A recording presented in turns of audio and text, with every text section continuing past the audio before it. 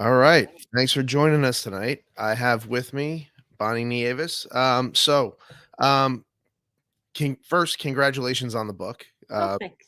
I haven't had a chance to read it yet. It is on my list, but we're all just so crazy busy right now that Mhm. once I get some time, I can't wait to dig into that. Before we get started, why don't you just tell everybody a little bit about yourself for those who don't know you? All right. I am a high school life science teacher in Massachusetts. I've always taught biology, but I finally have enough seniority that now I don't have to teach the state tested topic, and I teach the electives of anatomy and physiology and biotechnology, which is a heck of a lot of fun. Been doing that for probably 15 years. I'm real Anyone who knows me knows I'm really bad with numbers, which might have actually led to me not, giving grades. But, um, yeah, let's see. I have a lot going on at the moment. So I'm on the board of directors for MassQ, which is the Massachusetts affiliate for ISTE. I, have my book out through EduMatch, and I have an online course at, um EduSpark, and I am starting up my, Educate on Purpose coaching consulting operation, we'll call it. Awesome. Well, Yeah. best of luck with that. Yeah, thanks. So, um, yeah. Now, the reason we're talking tonight, and you kind of touched on it a bit, is moving away from traditional grading. Mm, So you had posted a meme saying you're grading compliance, not learning, and we mhm, kind of had obviously I agree with that. That's what we do as an educational system, and so it started talking more about systems and like it's a really loaded conversation. So what led you away from grades? um, there were a coup there were a couple of things that happened that I can put my finger on that were turning points for me. The first one was when I gave my first final exam as a teacher many years ago, and I ran across the hall to my teacher neighbor and said, "Oh my gosh, like only 60% of these kids even passed this test." And he said, "Ah, that's right. We just put it on a curve anyway. Don't worry about it." And I thought, then why did we bother? Why did I get in a panic? The kids are all in a panic for something that doesn't even matter. What what is the point? A- And the next thing was the year that I left my final exam, those scan sheets at school, and I called my mentor and said, "Oh boy, the building is locked and grades close on Monday. What do I do?" And she said, "Oh, just take the average for their 3 terms and put that in for their final exam." I thought, "Are you kidding me?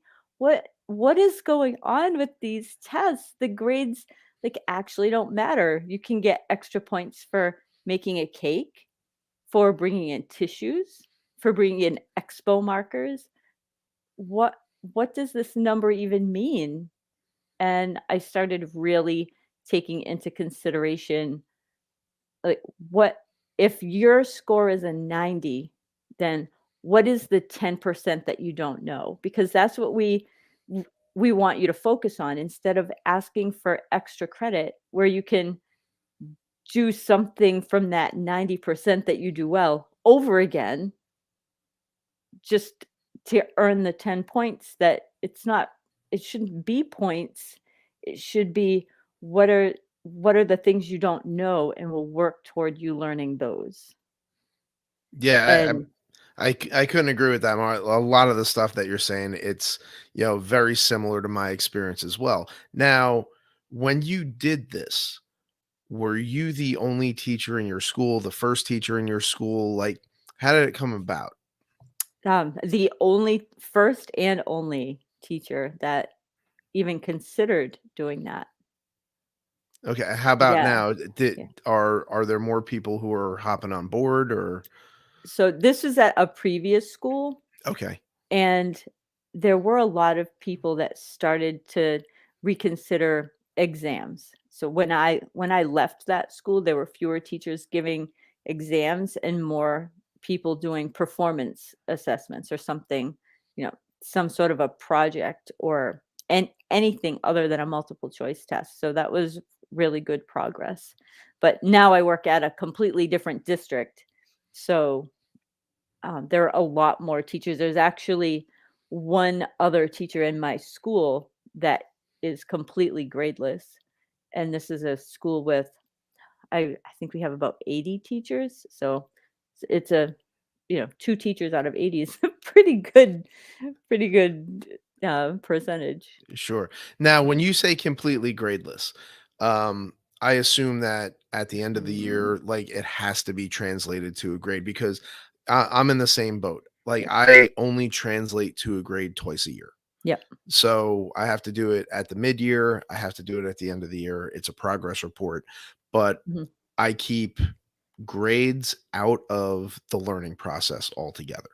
And Yep. it's strictly descriptive feedback, conversations. We do a lot of portfolio work, conferencing. Mhm. So, is that kind of what you mean when you say that that teacher is completely gradeless? Yeah, I'm not sure what his process is, so I don't know if he puts grades into the grade book periodically. I know that as of now, we do have to report grades just so they can go onto the transcript, so that's twice a year. There's no way around it, but my administration is actually thinking of ways to get around it. We're looking at like mastery transcript is the thing that what they are looking at now to see if we can get on board with that. Yeah, and I mean that's awesome, and that's really what we're going to talk about tonight is how can we support teachers who are looking to go this way and how can we support districts that are progressive in their thinking but may not know how do I get teachers to actually buy into this because the top down approaches, we've seen it doesn't work, Yeah. right? So if you have somebody coming in and saying, all right, next year you have to do this, it's met with a lot of opposition. Mhm. So what's a productive way that you've seen to get teachers to even just start the conversation. I think that finding oh, I guess it would depend on having at least one teacher in the district that is already doing it or is afraid to do it and just wants some support. Because once that happens, like for in my experience, when my students started doing well on report cards, right, um, or even back like, I'm going way back to where I was still putting grades on report cards, but I wasn't grading individual assignments so much. It's kinda complicated. But, um, I if there's a teacher that's willing to do that and people at home see students' grades going up in one class, they're gonna wonder, "Is this teacher inflating grades, or is this number actually reflecting learning and not reflecting some other skill, some other, like, social skill or something that's not academic?" And once those conversations start, then the conversations continue inside the school where other teachers will ask, "What are you doing over there? Why do your numbers in the grade book look so different than mine?" And then just begin to explain, well, kids get nearly unlimited attempts to learn things. And when they learn things, they're encouraged to think more deeply, which means they do better on the next thing, which means they may even do better in an unrelated class because they'll make connections that they wouldn't be making if they were just learning for the sake of passing a test. And once that it just starts to spread throughout the school, and in the school that I left, I watched it happen. It was the administration that wasn't really on board with the change, but the teachers were willing to start doing that, and there were fewer and fewer regular multiple choice assessments being done. So, So, yeah, one of my first shifts, was with multiple choice. I'd actually have them explain, like, how did you get your answer? So there'd be the multiple choice, and then just, all right, explain your reasoning behind why you selected the choice that you selected. And then, mhm. after looking at that, it's just like, well, then what's the point of the multiple choice if, so now, like, I've totally streamlined my assessment approach. And I don't need 50 questions. If we're looking at 4 skills, we have 4 questions, Yeah. and it's so much easier. There's that instant feedback. And like for Mhm. me, that was one of the things that was huge is how can I have a conversation with a student immediately? But you hit on something that gets a lot of pushback from both teachers and actually teachers, parents, and administration when you said nearly unlimited attempts, Mhm. right? And so parents and admin, I've heard not from mine. My admin's very supportive, and they have been the whole time. But you know, other people saying that, well, that's not how the real world works, right? And then teachers saying, well, that's a lot of work on my part. How many different things do I have to generate if they're getting these nearly unlimited attempts? Mhm. Right. And, so in that tweet that you sent out, I said, this is a loaded conversation and there's so many aspects Yes. to it. So, and everybody's just who's doing this is just trying to figure out how to wrestle with that. So, Mhm. what pushback have you seen around those unlimited attempts? Yeah, do actually, I had an interesting conversation once with a teacher that said, "Well, you can't just let kids keep trying until they get it."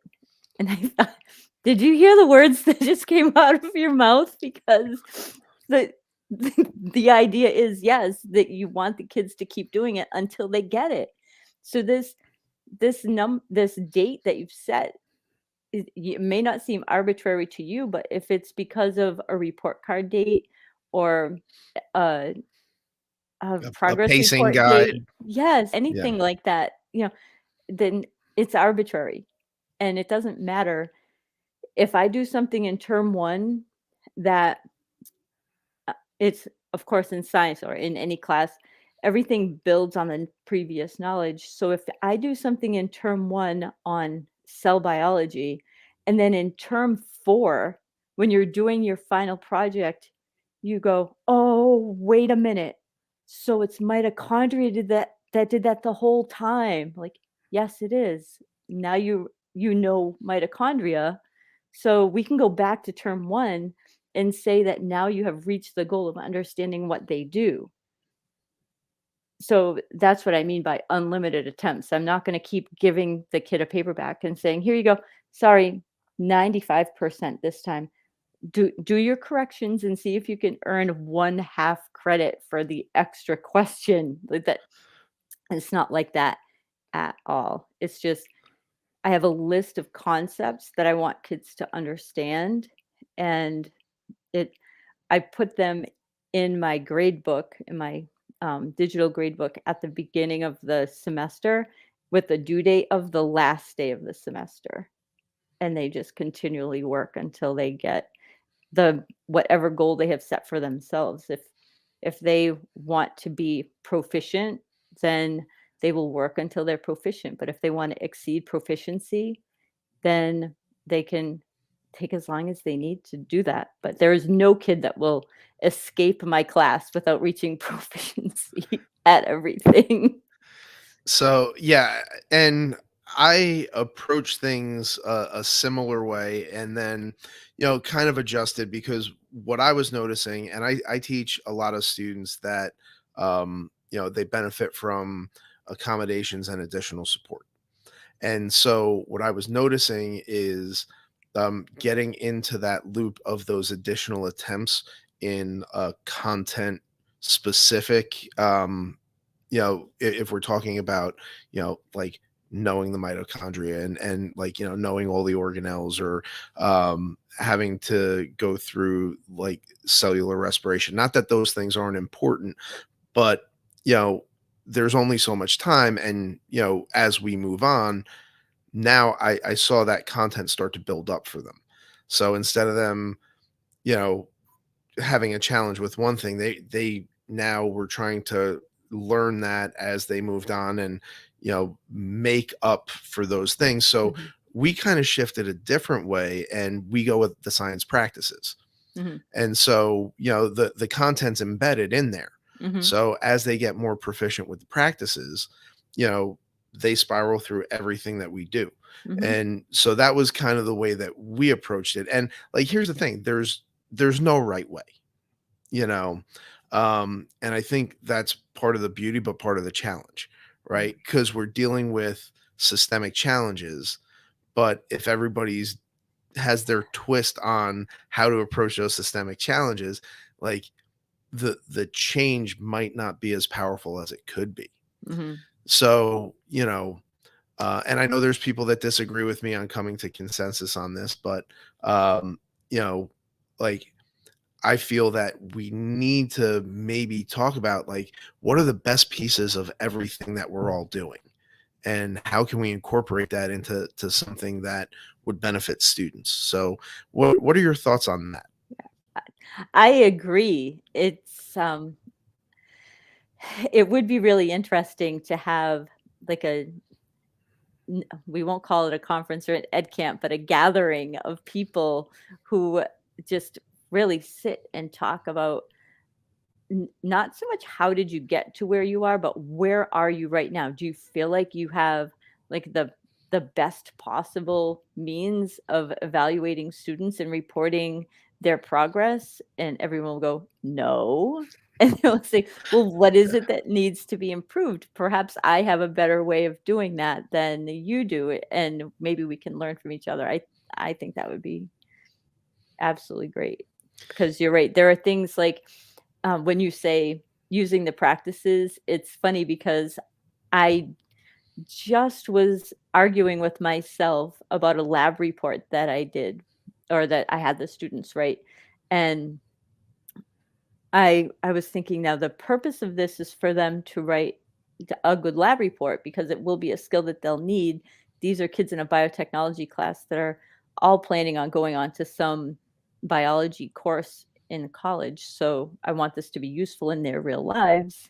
And then the I'm thinking, well, I should probably be reporting somewhere on their transcript that they're able to do this, but then that's gonna throw off my pattern for all of the things, all of the concepts that I'm putting in my transcript, and I thought, "Well, to hell with it. Just put it in there. It's important, it's important." It just goes there, and then when when someone looks at it later and says, "Hey, wait, don't you always put everything in at the beginning of the term?" I'll just say, "Yeah, I missed one." Like, I don't know. I don't know, it's what these kids that are in front of me happen to need right now, so, yeah. And you know what? That's an excellent point. So, you know, we talk about preparing them for what's next. We talk about, 21st century skills. We talk about all that stuff. The reality is we don't know what's next. Mhm. So, like, just deal with the students that are in front of you, find out what they need and provide that. You Yeah. know, and like, that's been one of the most powerful things for me in this shift is now I know where students are at all times, and like, I'm having different Mhm. conversations. And it's pretty cool, that it's not that adversarial relationship anymore. It's now that coach, the Mhm. mentor, and it's really shifted. And I enjoy teaching way more than I did prior to making this shift. So, you know, what are some of the things, and I know we're, you know, we're in that Spacetronauts group and we share Mhm. a lot of this stuff in those chats, but what are some of the ways that you identify what students need, whether it's content related, social, emotional, you know, because we go beyond the curriculum, you Mhm. know, and so how do you address that? So, at the very beginning of the year, I do this quirky Google form, and it's one of the first thing kids do. And it just is, um, what is the name you like to be called? What are your pronouns? And what's your favorite joke? Then it's like these illusion pictures, and which ones of these you know, can you see all the faces in this illusion? Just seemingly random things, but they really help me to build student groups and to see who are the out of the box thinkers. When I say, "What's your favorite joke?" and kids say, "I don't have one," like, well, that's the first thing we're working on tomorrow because that's ridiculous. But, just, like, really getting to know kids as people first, and then once they're comfortable as people, they're more willing to make mistakes, and when they realize that a mistake isn't going to be the end of the world, then they're always more willing to take risks and willing to answer questions more truthfully. So we get to the, you know, what is the reason why you're taking this course? This is an elective. You know, why are you here? What do you think you're going to be able to do with this in your real life in the future? Is it going to be what you're doing in college? Are you going to be doing this in your profession? Is it something that you're just interested in? Why are you here? And then just build, I hate to use the word pathway, but it really is a good word for this, a pathway to, if you're interested in becoming a veterinarian, then all of the work that I assign will have an option to choose the veterinary option. You know, like compare human anatomy to your favorite animal's anatomy. And then if not assigning that particularly to a student, but giving them the option to choose that because they'll probably be interested in that. And just getting to know their interests at the beginning of the year gives me a head start on being able to gather resources for people that have um, unique interests. Um, I think maybe that answered your question. Yeah. So, well, look, that's the thing. We're trying to build relationships, Mhm. understand, you know, what our students are interested in, because anytime we can tie that in, you know, that definitely it enriches their overall experience. So, you know, and that's what we're trying to do, right? So we Yeah. want this to be you know, a valuable learning experience for everybody. I Mhm. learn as much from my students as they do from me. You know, Yeah. so I've modified just approaches based on what they're telling me. Because if they're our target audience, why not listen? You Yeah. know, and so Mhm. I really want them to understand that like this is a collaboration. Like this isn't me telling them, "Hey, here's what you need to do it because I say so," and you know, they're telling me this is what I need. This is what I want. And sometimes the answer is, well, I can't do that because it's not just shutting them down. And those, okay, I see that, you Mhm. know, and when they're part of the conversation and they see that you're willing to implement things that they do find beneficial to them and they understand that there's certain things that just can't happen, they are overall more receptive, you know. Yeah. Um, so when we went into this pandemic, there was everybody talking about this is a golden opportunity to reimagine schools. Mhm. Um, and we're going to come out the other end with a better educational system than we went in with. Mhm. Have you seen that happen? I have not. I mean, on systemically, no, but the reason why I work in the district that I do And the reason why I switched schools in the middle of the pandemic is because the place where I am now, I think has the best potential to be able to do that. The administration really is trying to make make a school that it works for kids instead of making all the kids work at becoming students, right? So, um, I think there are pockets, right? As Ted Dintersmith says, there's pockets of excellence everywhere, but it has to really come from teachers who are willing to step up and stand up for things, and administrators standing up for things and saying, "No, I'm not doing that anymore. That does not work." Right? Like when I said, I'm not giving that final exam, that did not work. It was a waste of my time, a waste of students' time. We'll find a better way. And th- it's it's hard because there's a lot of talk of accountability, standardized tests lead to accountability because teachers have to force the kids to take the test to do well on the test to prove that the teacher's doing their job. It's such a mess. Have you ever heard Aaron Blackwelder's take on accountability? So, Mm, I don't know it off the top of my head, I can tell you okay. that.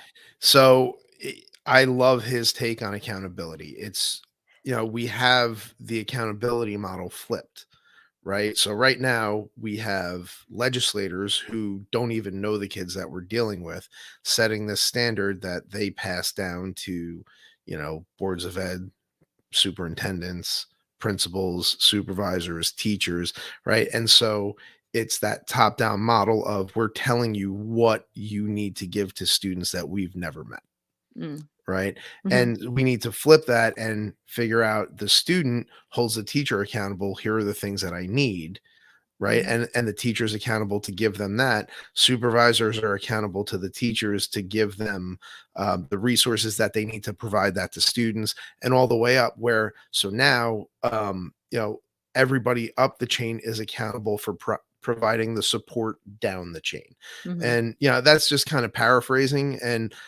but his view on that I think is a great way to just kind of shift our focus on what accountability is, because right now in the current model, the accountability is to rank and sort and kind of skim the cream off the top, mhm. right? And it's not really to educate all of our students, and Yeah, when you flip that, you can really reach a whole lot more students.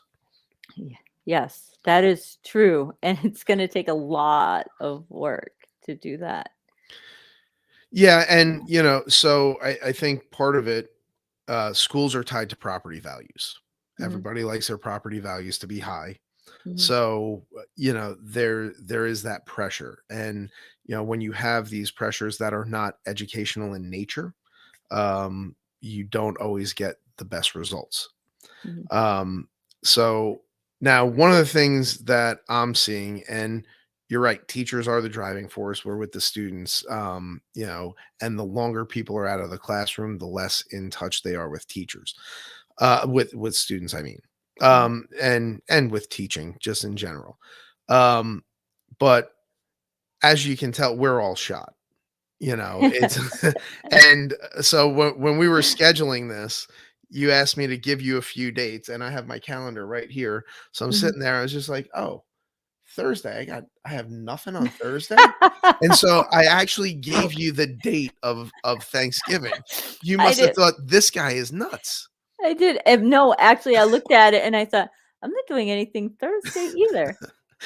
Eh, So yeah. I mean, but Mhm, that's how spread thin we are, and mhm. so Yeah. yeah, just trying to find time, and because you've done it. A shift like this, there's a lot of front loaded effort. And so if you're asking teachers Yeah. to do that front loaded effort without time, it's Yeah. like that won't work, Mhm, and there's a lot of districts that don't want that to happen anyway. So there's so many things that are just getting in the way of these changes.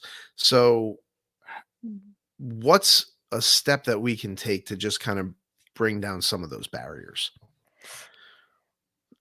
Ugh, boy. So as teachers, just just take one test that you're currently giving and flip it into a project. Just one major test. Let it go.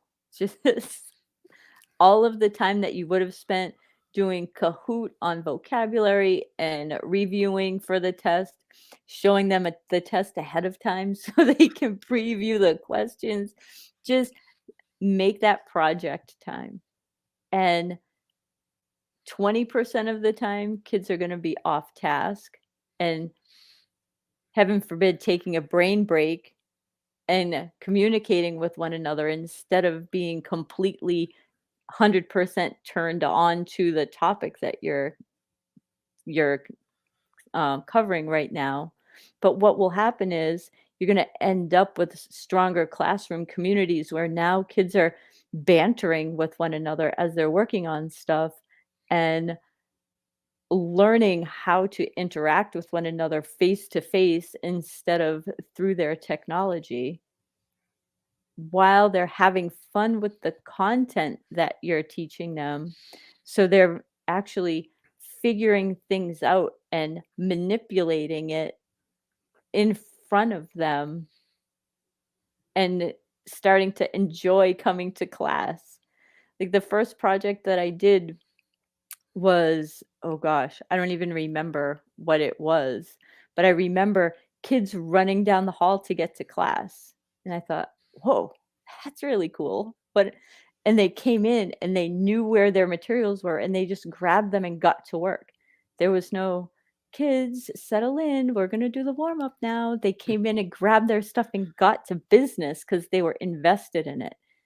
And and all a teacher needs is to see that once or twice to say, "Wow, like they like this and they're still learning from it." And it is easier to grade than a test because you're grading it as you go.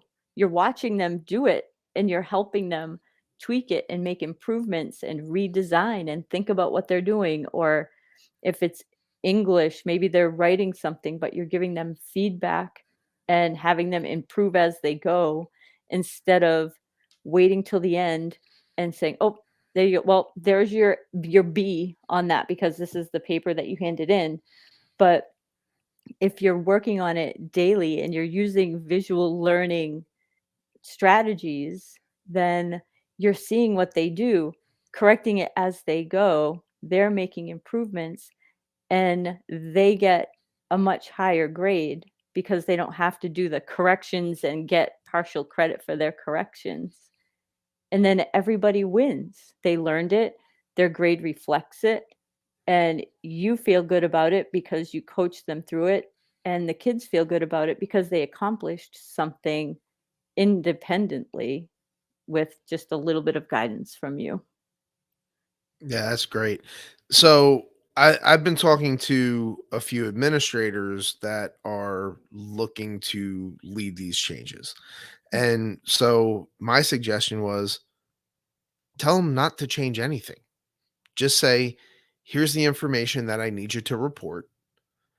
See how well you can do it with the Yes. assessments that you're currently Yes. using. You know, like that's it. Mhm. I need whatever it is, whatever your department goals are or district goals are, this Mm. needs to be reported. Use the assessments that you're using, right?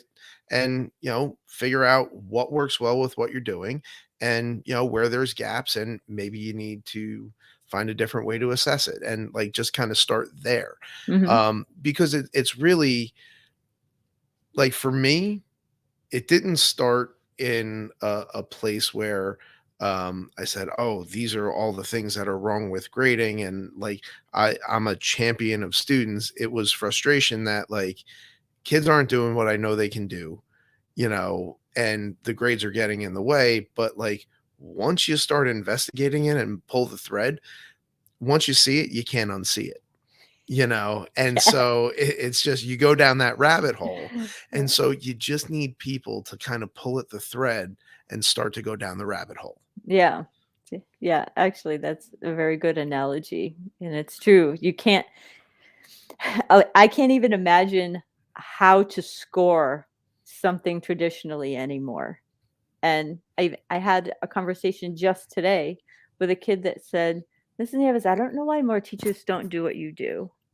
And I thought, I, I don't know what I'm doing differently anymore. I should Yeah. probably get into more people's classrooms to see what's happening out there, what you're comparing this to.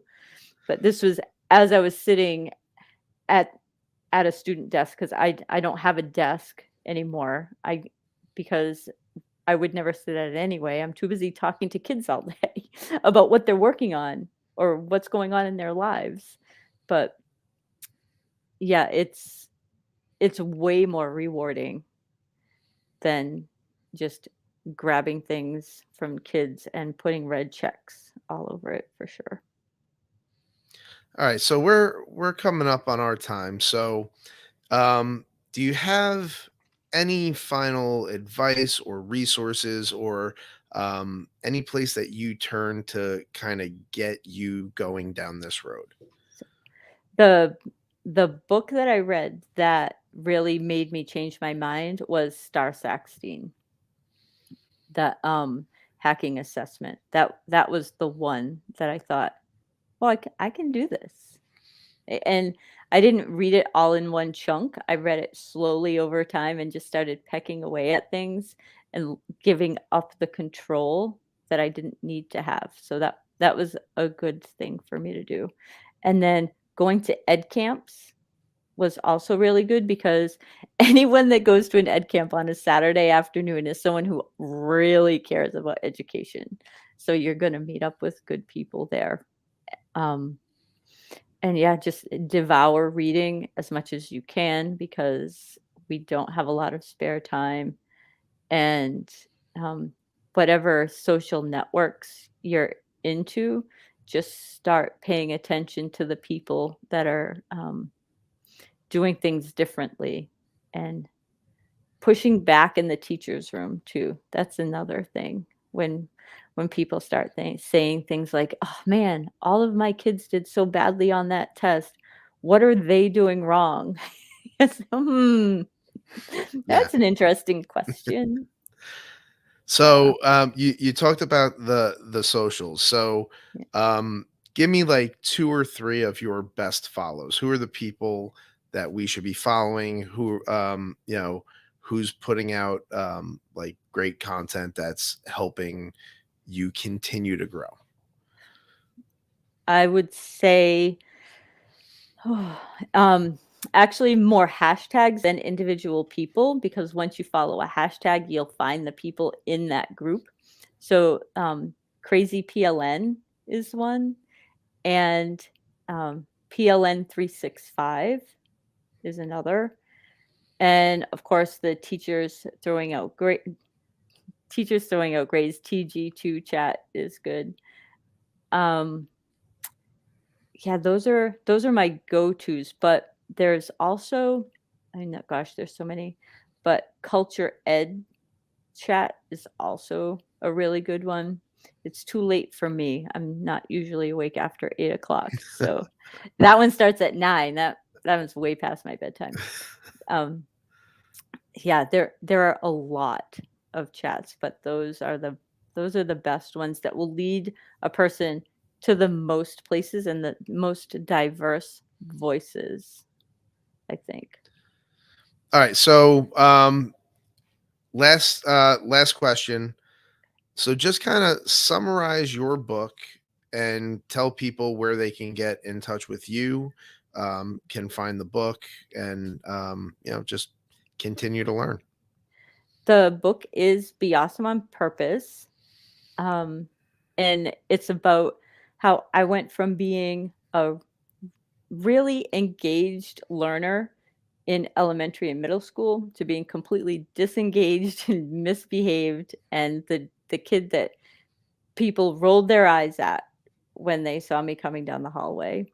and now becoming a teacher who always puts kids first, and not saying that there are any educators who do not put kids first, but meaning that when when I design my teaching, I design it with actually particular students in mind. Like, I know this kid's going to really like this, so I'm going to create an assignment that can work for that and work for this kid and this kid and this kid based on their interests.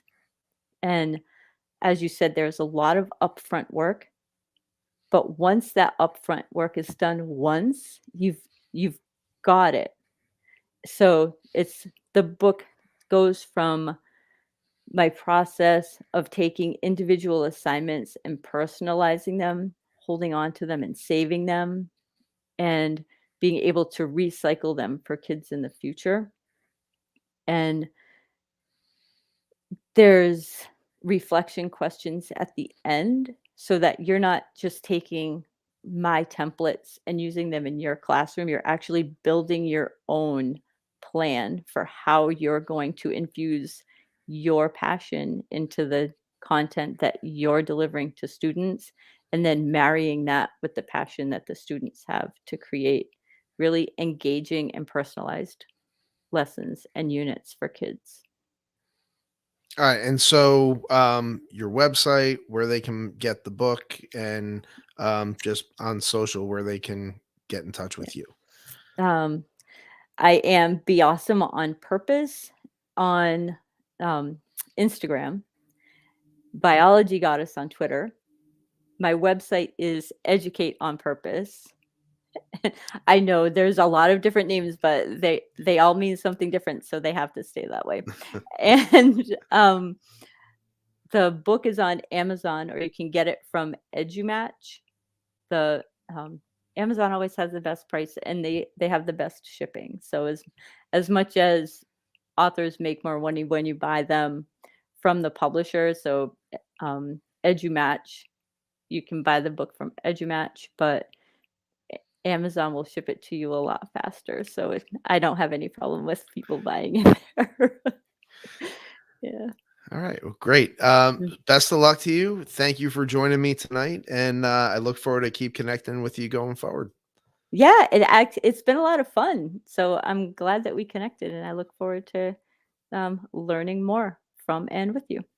All right.